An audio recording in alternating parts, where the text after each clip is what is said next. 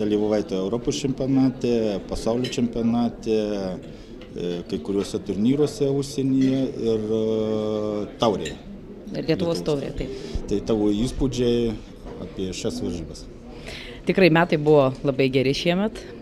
Europos čempionatas man buvo kaip pirmas išbandymas jau tokios aukšto lygio varžybose. Ten pasiekiau tik tai 11 vietą, bet likau labai patenkinta organizavimu varžybų, konkurentėmis, apsižiūrėjau, ką galima dar padaryti su savo kūnu, kaip pasitobulinti. Rudens sezonas buvo dar sėkmingesnis. Rudenį pasaulio čempionate papuoliau į geriausių pasaulio moterų šešetuką ir užėmiau 6 vietą, kas taip, manau, labai didelis pasiekimas. Čekijos Grand Prix dalyvavau, paskui Rygoje buvau pirma Lietuvos ir paskui Lietuvos taurėje, tai ir veteranių, ir kūno fitnese tapau čempionė ir absoliučia čempionė šių metų. Sezonų jau pradėjau ruoštis, su treneriu dabar dėliojam varžybas, kuriuose dalyvausim, tai jau pradėsim laikytis dietos, ruoštis.